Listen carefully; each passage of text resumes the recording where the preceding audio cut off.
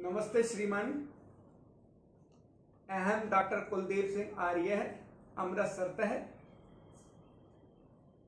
संस्कृत संभाषण कार्यक्रमे स्वागतम।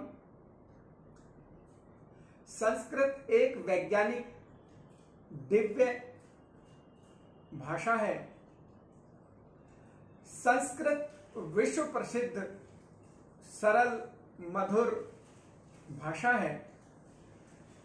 संसार के सभी महापुरुषों की, विद्वानों की, इंजीनियरों की, डॉक्टरों की, नेताओं की, अभिनेताओं की, विधिवेत्ताओं की अभिलाषा रहती है कि हम संस्कृत अवश्य पढ़ें, क्योंकि संस्कृत के बिना जीवन संपूर्ण सा नहीं लगता। संस्कृत पढ़ने के बाद में, लिखने के बाद में संपूर्णता आती है, क्योंकि संस्कृत का विश्व प्रसिद्ध साहित्य वेद, उपनिषद, रामायण, महाभारत जैसे हजारों विश्व प्रसिद्ध ग्रंथ हैं। सबकी उनको पढ़ने की इच्छा होती है, लेकिन वह इच्छा मन में ही दब जाती है, या हम अनुवाद के रूप में, ट्रांसलेशन के रूप में पढ़ते हैं, जिससे वह बात नहीं आ पाती, वह अर्थ नहीं आ पाता। इसलिए यह कार्यक्रम संस्कृत संभाषणम, पठतु संस्कृतम, लिखतु संस्कृतम, वदतु संस्कृतम हमने चलाया, और इस कार्यक्रम में हम संस्कृत पढ़ना, बोलना और लिखना पढ़ाने की कोशिश करेंगे, प्रयत्न करेंगे। आइए, संस्कृत संभाषणम प्रथम पाठ है। संस्कृत संभाषण बोलचाल का, वाद विवाद का पहला पाठ। संस्कृत संभाषणम, संस्कृत बोलचाल का पहला प्रथम पाठ है, पहला पाठ। आज हम शुरू से, बिल्कुल प्रारंभ से एषः सह का प्रयोग इस पाठ के अंतर्गत कराएंगे।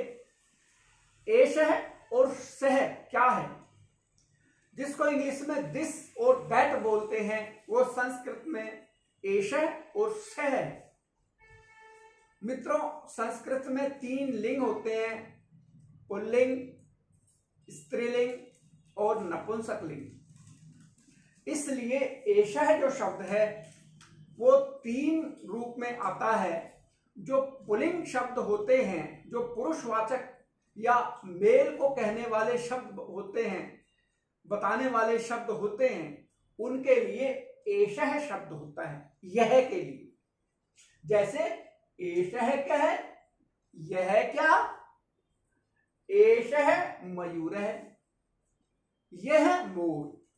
थोड़ी देर के लिए मान लो यहां पर मोर का चित्र है, यहां पर बालक का, यहां पर हाथी का, यहां पर घोड़े का। ऐसे ही यहां छात्र का, यहां चूहे का, यहां हंस का और यहां शुक का चित्र है, चित्र पेस्ट किए हुए।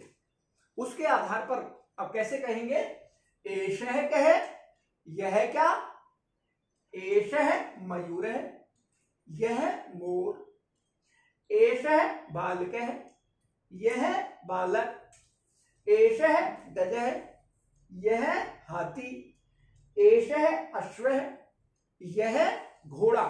अर्थात पुरुषवाचक शब्द जब पास में होते हैं, निकट होते हैं, तो उनके लिए एषः का प्रयोग होता है।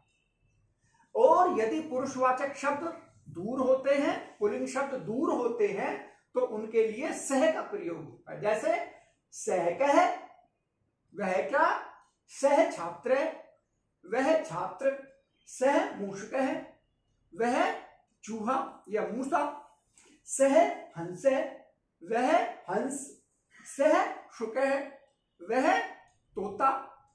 इस प्रकार से अभ्यास करेंगे। यानी जो पास में वस्तुएं, वो जो पास में पुरुषवाचक शब्द हैं या पुरुष हैं, उनके लिए सह एषः है, और जो दूर हैं उनके लिए सह है। अब एक बार दोनों का अभ्यास करेंगे। देखिए दोनों का अभ्यास कैसे करेंगे। एषः कह, सह कह, एषः मयूर है, सह छात्र है, एषः बालक है, सह मूषक है, एषः गज है, सह हंस है, एषः अश्व है, सः शुकः।